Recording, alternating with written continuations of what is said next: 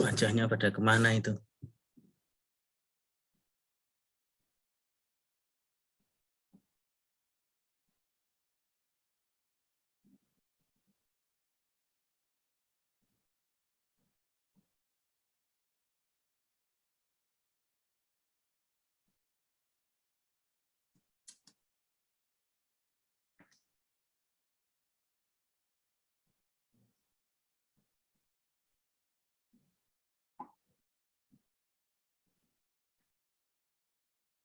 Sudah masuk semua.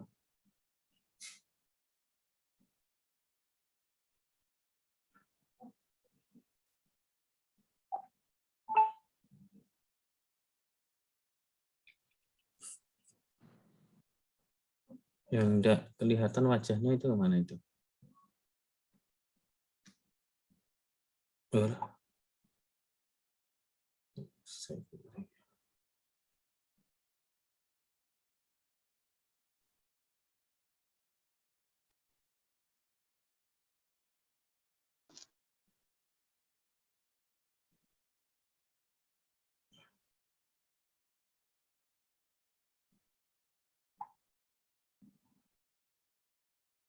Sudah masuk semua. Itu Mbak Ania, orangnya kemana itu?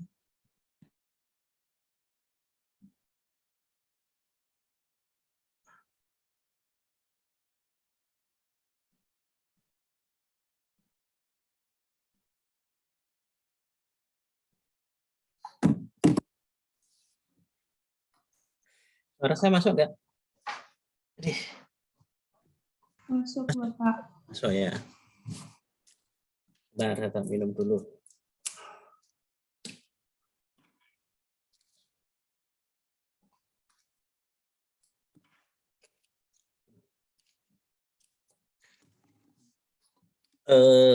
Ini kuliah apa ini?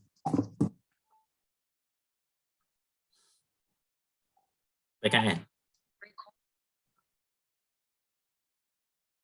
Iya, Bapak.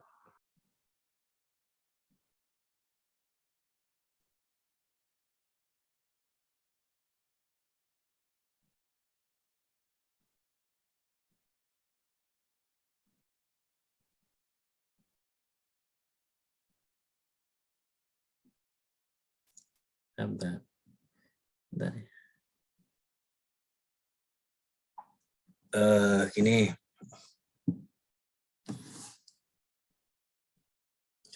Sebentar ya.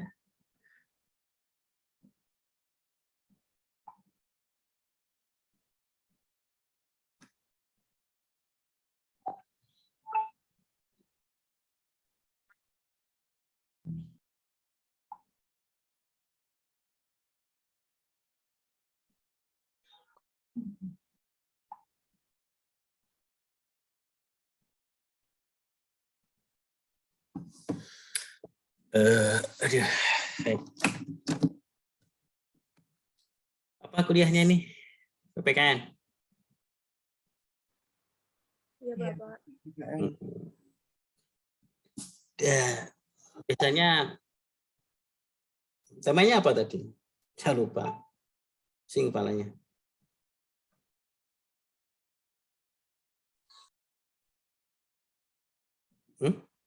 Temanya makalnya apa tadi?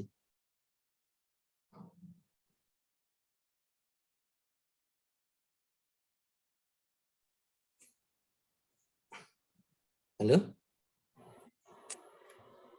Temanya apa, Mbak? Mas? Penegakan HAM di Indonesia, Pak. Ini singkat saja. Ini sebelumnya saya kalau kuliah sudah pernah cerita-cerita yang Santai belum? Apa langsung mata kuliah?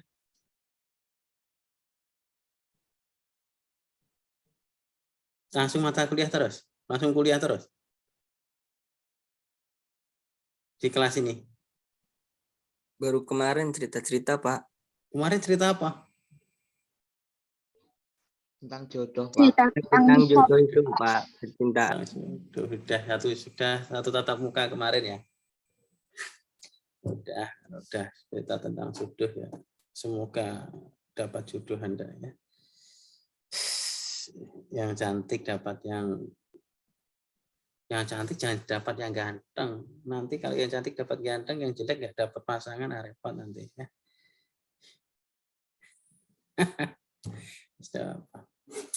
Ini kemarin saya nggak ngisi kuliah ya, hanya cerita itu. Iya, Bapak. Iya, Bapak. Saya ngisi kuliah sebentar lah. Saya capek. Saya sejak jam apa ya, 4:30 ya. 4:30 tadi belum istirahat sampai sekarang. 4:30. Mas Adnan, biasanya habis subuh aktivitasnya apa dengan?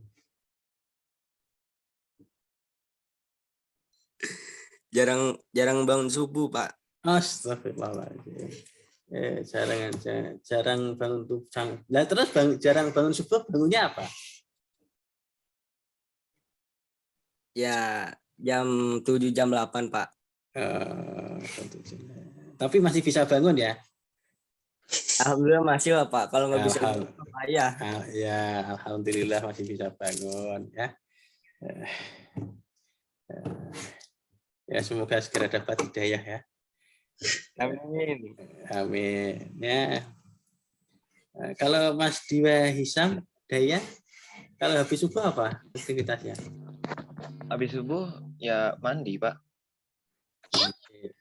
Nah, mandinya jam berapa memang? Sekitaran jam 5:30-an, Pak. Ya, 6. Nah, subuhnya jam berapa? Jam 4:30. 5:30. Dan antara 5:30 sampai 5:30 aktivitasnya apa? Paling main HP, Pak. Main HP. Kalau Mbak Nastiti, Prima Haji, Iya, Bapak. nah, kalau habis subuh biasanya ngapain? Biasanya kalau habis sholat main HP. Main HP dulu. Anugrahani, Latifah, biasanya habis subuh ngapain? Habis subuh biasanya ngaji dulu, baca Al-Quran 10 menit, habis itu ke dapur sama ibu. Mas Adnan senyum-senyum minat ya sama Mbak Anugrah. Kiri, Pak. Kiri ya. Kalau Mas Ragil Nanda? Rebahan, Pak. Oh, rebahan. Rebahan sambil ketiduran lagi gitu maksudnya? Iya.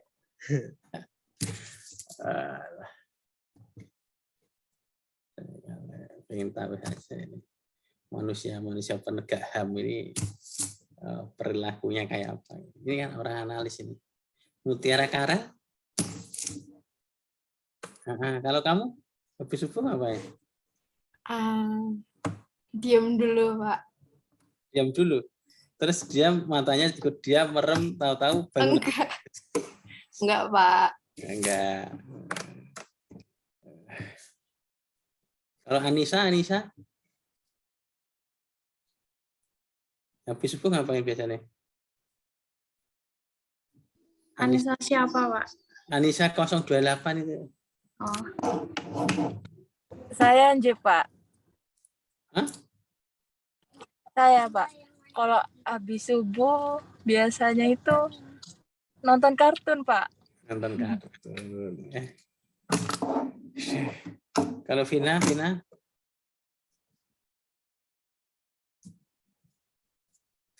Vina? Vina Aprilia. Iya, Pak. Nah, kalau subuh, habis subuh biasanya ngapain? Habis subuh siap-siap itu, Pak. Nyetrika kayak gitu sih. Habis itu tidur lagi. Terus paginya baru mandi jam 6-an. Ini untuk yang kamu laki-laki ya. Yang kamu laki-laki loh ya. Ini tak ceritakan anak saya dulu ya. Anak saya itu kalau yang wanita, yang perempuan, itu kalau tak bangunkan nangis. Usia 8 tahun. Kalau yang nomor 2, usianya 6 tahun, itu kalau tak bangunkan langsung lari ke kamar mandi. Ya, kenapa? Karena ngompol. Ya, habis mandi baru sholat subuh.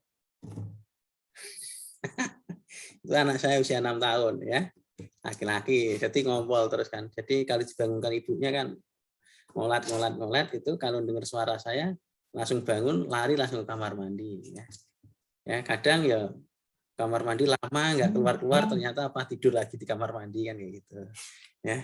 Jadi sampai tidurnya itu sampai ke kamar mandi.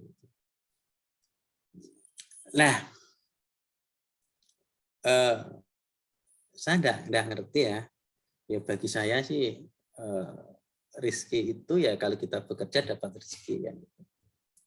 Tapi ya memang kalau kita bisa sholat subuh, bangun pagi gitu, badan itu enggak ngantuk kalau sudah setelah jam 7 jam untuk beraktivitas mulai pagi itu malah seger gitu. Tapi kalau bangunnya kesiangan, jam 7 baru bangun, jam 8 baru bangun kayak gitu, untuk beraktivitas itu di badan enggak enak. Itu yang saya rasakan ya. Bukan berarti saya rajin bangun pagi itu, enggak rajin, tapi bisa membedakan. Ya biar Anda itu yang laki-laki masa bangunnya jam 7 ya. Nanti punya istri bangunnya juga jam 7 lagi. Bagaimana? Kompak. Besok kalau berkeluarga bangunnya jam 7 semua ya rezekimu sudah ditotol ayam kan gitu. Ya. Jadi saya tadi subuh ya, kebetulan subuh di masjid. Terus habis subuh revisi disertasi saya untuk bahan untuk persiapan ujian. Terus kemudian saya revisi belum selesai, diminta untuk memperbaiki metrik kegiatan pendidikan karakter di Biro Pesra sampai jam 6:30. 6:30 sarapan sebentar tanpa dikunyah, ya langsung les tanpa dikunyah, ya, langsung mandi berangkat dari rumah jam 7 ya sampai gubernuran Jateng, provinsi Jateng itu jam 8 kurang sedikit lah. Kegiatan sama Pak Rektor untuk penyusunan panduan pendidikan karakter di Jawa Tengah. Ya. Sampai selesai tadi jam 12 terus daftar mengembalikan berkas ujian ke UNES ya sampai sini. Ya. Ini kalau yang laki-laki bangunnya jam 8 ini gimana ngatur waktunya itu ya. Kalau besok berkeluarga, istrinya sudah masak, sudah selesai, suaminya masih tidur. Saya yang nyari makan siapa nanti? Ya Mbak Nukis Sarah, Visa Junior. Ini banyak yang bangun pagi apa banyak yang bangun siang kelas ini?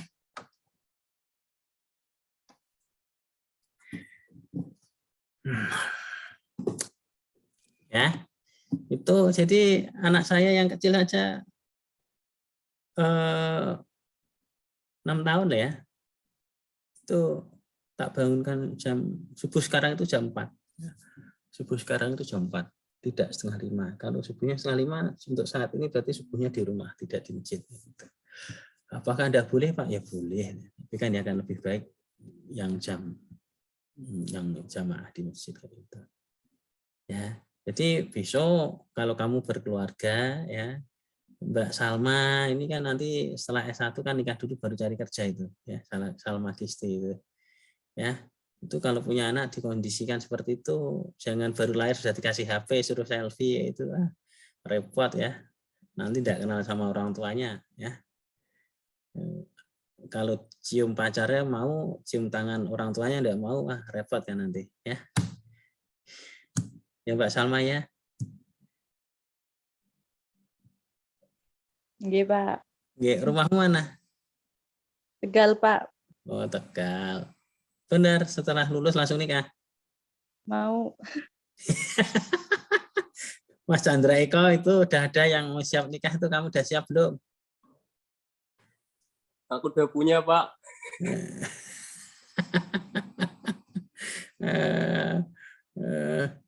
Kalau Mas Ardan mau enggak itu? Nyari kerja dulu, Pak. Ya enak nyari istri toh daripada nyari kerja. Kamu nyari kerja belum tentu langsung dapat istri ya. Kamu dapat istri mesti langsung dapat kerja. Ya. Pekerjaan rumah ya, Pak. Iya kan ya kerja ngerjain istrinya toh. Aduh. Itu apa tadi yang dibicarakan apa? Tentang hak asasi manusia. Ini saya enggak bisa ngomong cepat loh ya. Gini aja, yang paling pengen diketahui dari hak asasi manusia apa, tentang apa gitu guys, biar nanti penjelasannya singkat, padat, dan tidak jelas ya itu. Mbak Salma mau tanya tentang apa tentang hak asasi manusia?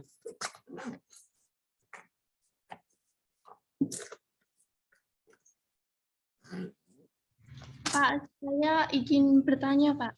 Boleh. Banyak kaum minoritas di Indonesia yang mungkin nggak dianggap gitu, Pak. Terus? Menurut pandangan hukum, gimana, Pak?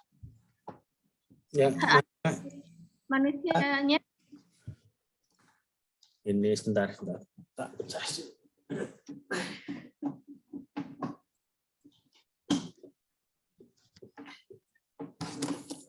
Ini ya, kalau pertanyaanmu tentang mandang dan tidak memandang, ya mandang itu kan ya boleh, ya tidak mandang juga boleh kan gitu.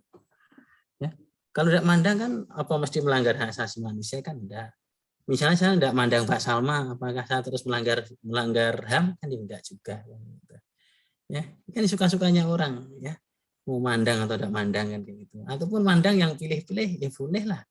Ya, itu hak pribadi dan tidak masuk penjara, ya pilih-pilih mandang atau pilih-pilih mandang itu tidak masuk penjara. Tidak melanggar HAM dan tidak melukai orang, tidak mandang.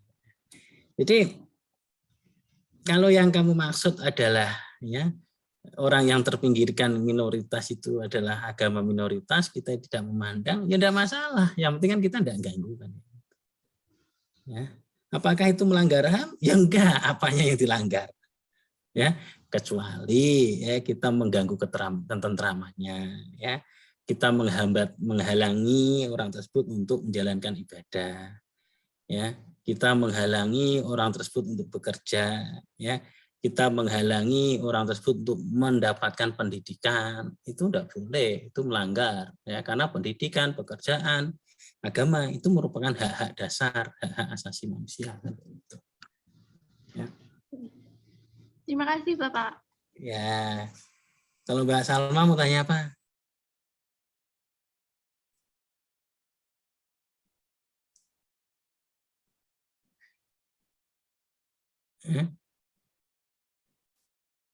Udah punya calon belum? Belum, Pak. Tuh, Mas Chandra Eko tak tanyakan belum punya calon itu, kamu punya kesempatan.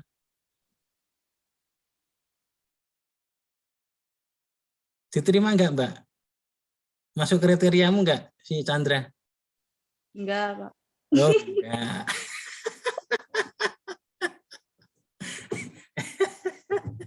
Ya, ya, ini enggak melanggar HAM loh Mas Chandra, ya.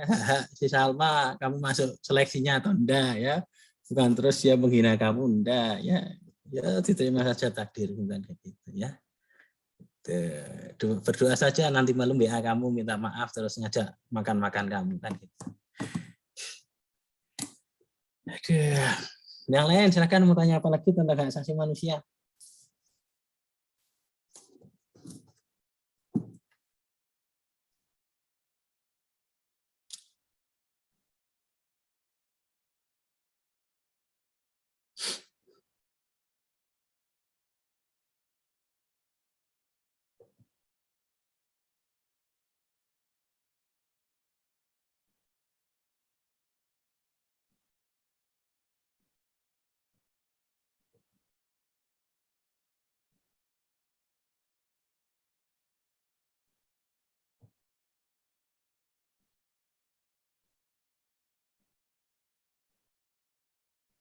Sudah kan?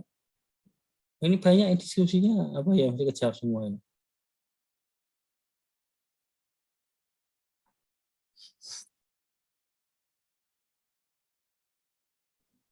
Putri.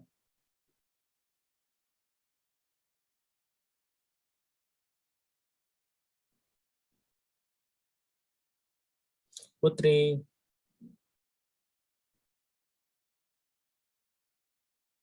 Orang udah ada. Ini sinyalnya putus-putus Pak ya?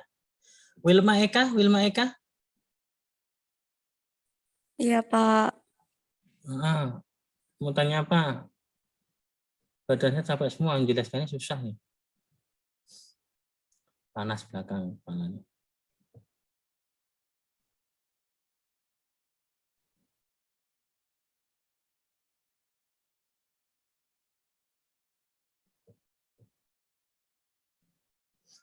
Mana? Nanda Febri. Iya, Bapak. Prinsip-prinsipnya apa? Gimana, Pak? Prinsip-prinsip hak asasi manusia apa? Prinsip-prinsip hak asasi manusia.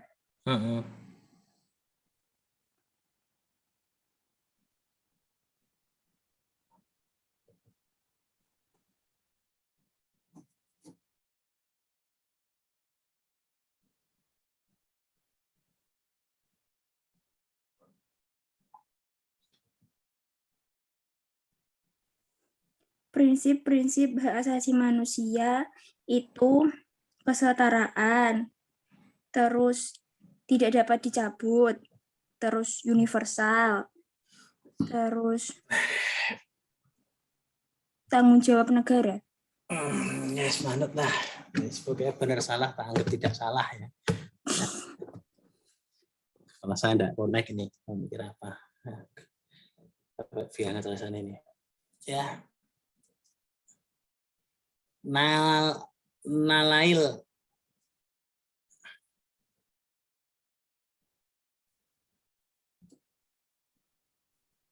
Nalail mana? Duh, Nalail ki wanita tuh. Tak kira laki-laki.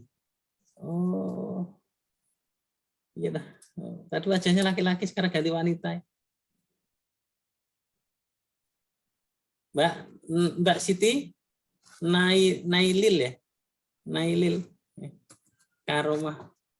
Mbak alah. Oh, gambarnya berubah-ubah. Chandra Eko Ardianto. Iya, Pak. Dalam penegakan hak asasi manusia itu berlaku asas retroaktif. Artinya apa?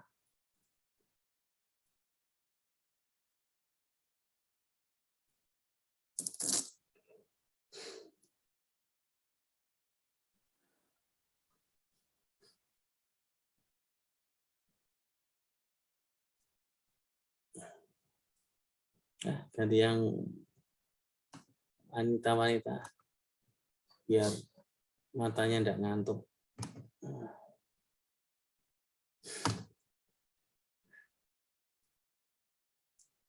Loh kok namanya Laili banyak ya?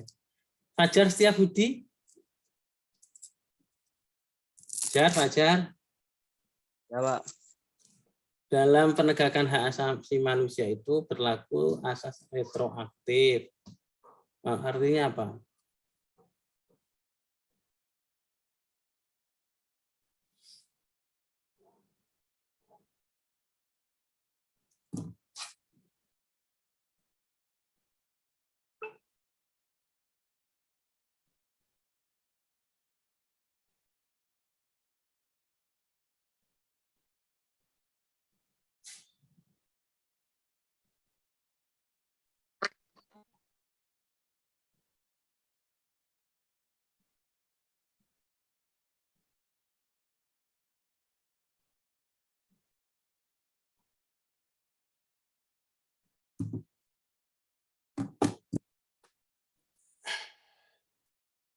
Anissa.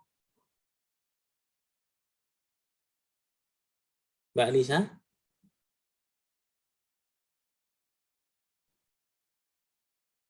Mbak Anissa? Anissa siapa Pak? Saya? 028 toh. Oh, sama. Ya, gimana Pak? Bentuk pelanggaran HAM itu kan ada pelanggaran HAM berat, ada HAM pelanggaran HAM biasa. Terus pelanggaran HAM berat itu kan ada 2 jenis, apa saja Mbak?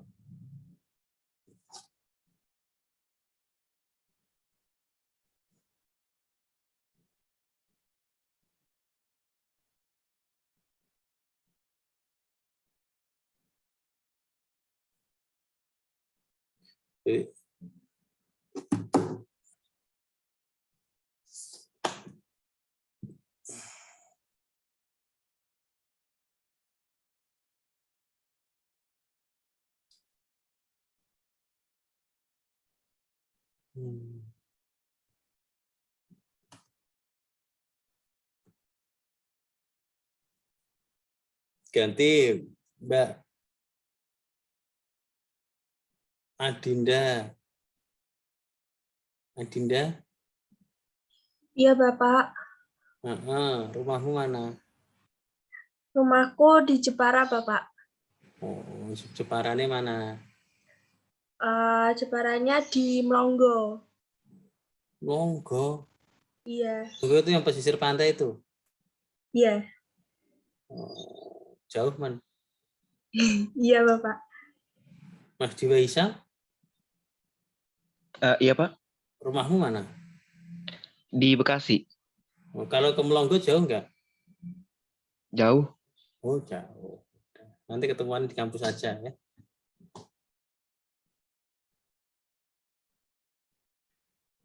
Mbak Adinda, manggilnya Mbak tapi Adinda ya. Namamu itu bikin salah paham ya. Ya, namanya besok kalau buat nama atau anaknya jangan salah suka ya, jangan bikin salah paham ya. Ini kalau yang enggak ngerti pacarmu bisa ngamuk ini ya. Manggil kamu Adinda, wah, gelut di jalan nanti. Ya. Hati-hati ya Mas Diwa. Ya. Jadi kalau manggil Adindanya dipanjangkan. Mbak Adinda? Iya Bapak. Genosida itu artinya apa? Apa Bapak? Genosida. Iya, genosida. Pembunuhan massal. Terus gimana pembunuhan massal? Iya kan Bapak? Pembunuhan massal.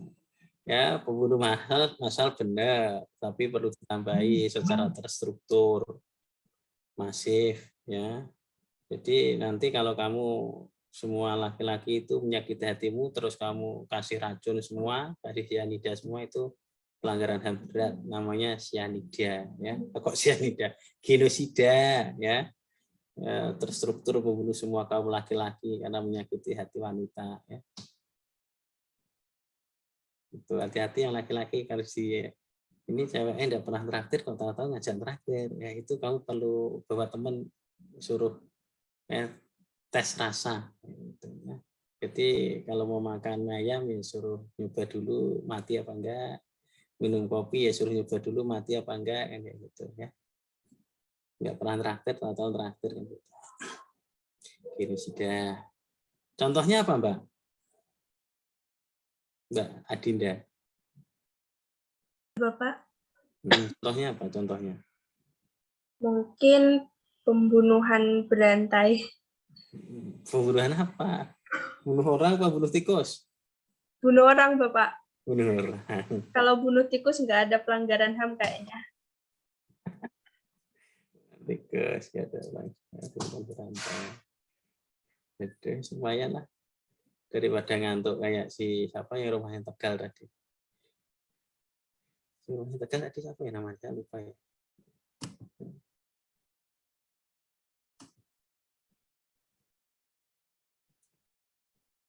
Oh, si Salma si rumah Tegal.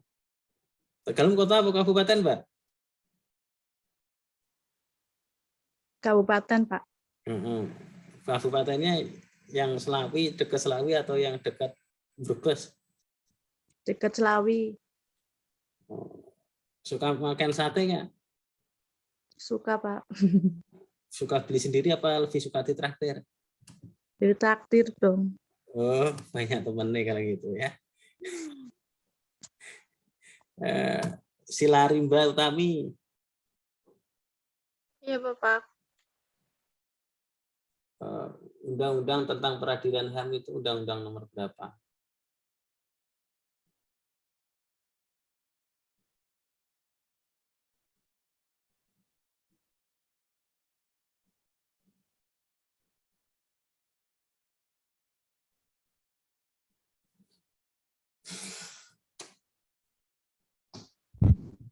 Ya.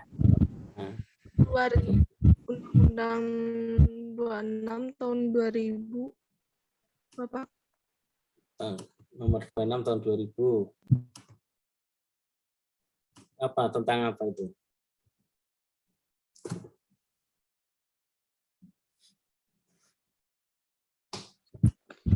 Tugas dan wewenang peradilan HAM.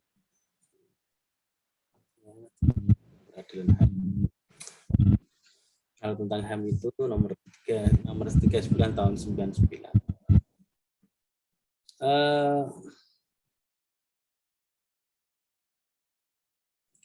Tanya apa lupa.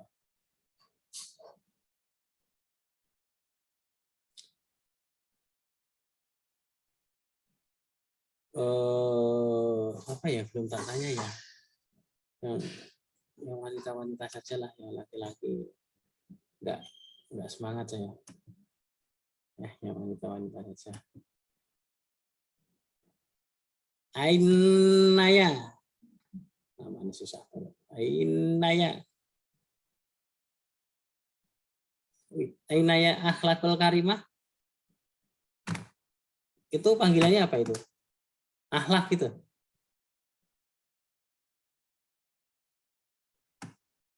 Ainaya akhlakul karimah. Iya, Bapak. Saya manggilnya apa?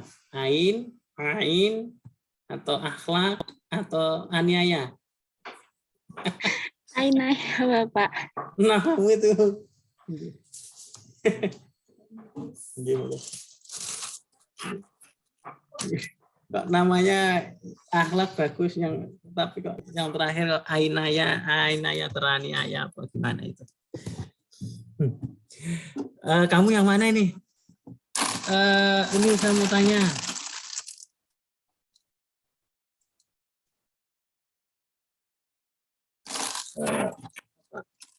Di dalam peradilan HAM itu kan ada yang namanya ya peradilan HAM bersifat ad hoc. Artinya apa itu? Gimana, Bapak? Peradilan HAM itu, lembaga peradilan HAM itu kan bersifat ad hoc. Artinya apa?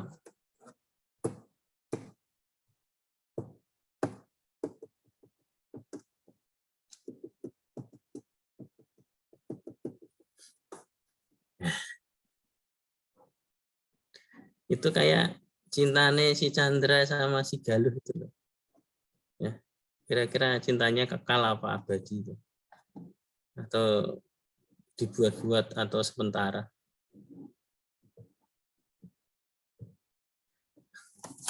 Mbak Ainaya, apa ad hoc artinya?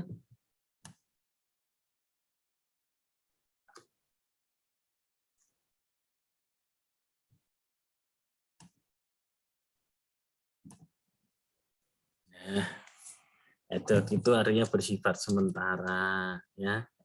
Itu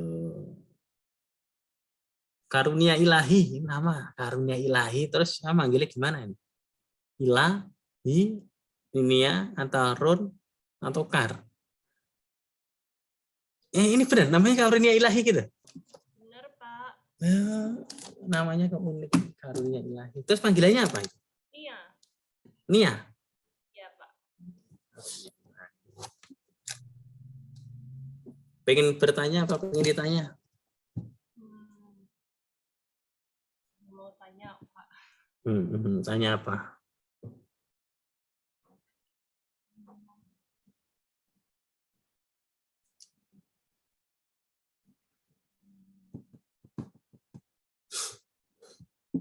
Tanya apa, Mbak? Kan akhir-akhir ini ada yang kekerasan seksual di kampus itu Bapak, lagi ada Gimana tuh? seksual di kampus itu. Bapak itu yang pro atau yang kontra, Pak? Yang Pak Nadiem kan sekarang lagi sedang mengusulkan yang tidak mengikuti perintah Pak Nadiem kan untuk diturunkan namanya Pak? Jabatan. Akreditasinya. Nah, menurut Bapak itu diperlukan atau enggak tuh Pak? Pro atau kontra sama yang diusulkan Pak Nadiem itu? Ya, itulah gini, pro dan kontra. Saya setuju. Nah, ya. Saya suka wanita, tapi kan bukan berarti melecehkan wanita. Kan. Suka kan bukan berarti harus memiliki kan. Ya, dan suka tidak harus memegang kan kayak gitu. Ya, ini Mbak. Suaranya masuk ya? Satu, saya tidak pernah baca tentang aturan yang dibuat Pak Menteri itu, saya tidak pernah baca. Dan saya tidak tahu isinya apa. Dan yang ditanyakan Anda ke saya maksudnya apa, saya tidak paham. Ya. Tapi begini, kita itu kan terbiasa memiliki perilaku yang kurang pas. Ya, mempunyai prinsip hidup yang kurang pas. Ya. Kita itu kadang terlalu mengkhususkan diri atau menspesialisasikan diri. Ya, menspesialisasikan diri itu atau mengeksklusifkan diri. Ya, seolah-olah orang analis itu ngertinya hanya lab. Padahal di dunia analis itu juga ada pengetahuan tentang hukum-hukum aturan. Ya, juga ada etika, moral dan lain sebagainya. Sama halnya orang matematika. Orang matematika itu ngertinya hitung-hitungan. Ya, kadang mereka lupa bahwa dalam kehidupan bermasyarakat itu ada aturan, ada hukum yang harus diketahui juga. Ya, artinya apa? Sebenarnya kalau kita berbicara tentang hukum, aturan, tata tertib, ya, hukum khususnya ilmu hukum itu kan sebenarnya bukan hanya untuk sarjana hukum saja. Ya, ilmu hukum itu justru sebenarnya ya untuk semua masyarakat. Artinya apa? Kalau semua masyarakat itu paham tentang hukum, sebenarnya tidak perlu ada pro kontra, itu tidak perlu. Tidak perlu itu sebenarnya. Nah, gini Mbak, ya, ini saya ambil dari garis besarnya saja. Pelecehan terhadap wanita itu tetap pelanggaran, ya. Namanya melecehkan, ya pelanggaran HAM, ya bisa dipidanakan, gitu. Namanya pelecehan. Gitu. Yang menjadi persoalan kan, yang saya dengar loh ya. Kalau istilahnya setuju, tidak melaporkan, suka sama suka tidak bisa dilaporkan Pak itu Pak. Yuk logikanya ya seperti itu. Nah kalau suka sama suka, masa mau melaporkan diri sendiri, ya namanya bunuh diri kan gitu. Ya sebenarnya suka sama suka itu otomatis tidak dilaporkan. Ya walaupun bisa jadi kedua pasangan itu sama-sama sudah punya keluarga. Dan yang melaporkan itu mesti kan keluarganya yang tidak terima. Itu bisa diproses. Ya diproses, ya bisa diproses. Termasuk kalau kita berbicara tentang pelecehan dosen kepada mahasiswa. Ya, dosen sama mahasiswa melakukan pelecehan itu terlepas dari sudah keluarga atau belum berkeluarga, itu tetap melanggar etika. Karena etika tidak boleh dosen itu bermain-main dengan bermain-main gimana ya? Melecehkan mahasiswa, melecehkan ibu kantin pun tidak boleh. Kalau judulnya pelecehan, tidak boleh. Tapi kalau dua-duanya belum punya keluarga, ya dosennya masih lajang, mahasiswanya ya belum nikah, kayak gitu, terus menjalin asmara, berlanjut ke jenjang pernikahan, ya itu ya bukan pelanggaran, kayak gitu. Kan boleh toh mahasiswa dapat dosen, boleh kan Mbak Cynthia? Boleh kan? Nah, misalnya kamu tertarik sama dosen muda kayak itu dan kebetulan belum menikah, terus dia ngajak makan kamu, ya, dan dia belum punya pacar, Masa ya kamu mau nolak kalau kamu tertarik? Kan ya enggak. Terus itu kemudian di foto temumu jebret dianggap ini dosennya selingkuh dengan mahasiswanya. Ya enggak suka. Boleh-boleh saja kok dosen itu pacaran sama mahasiswanya selama ya dosennya belum punya istri atau belum punya suami dan mahasiswanya juga belum punya istri, belum punya suami, ya jalan bareng biasa. Status mahasiswa dan dosen kan kalau di kampus ya. Kalau di luar kampus sudah di jam kerja ya monggo toh, mau beraktivitas apapun selama tidak melanggar etika, tidak melanggar moral, tidak melanggar hukum gitu. Ya. Itu ya, jadi atau mau bisnis dengan dosennya ya boleh.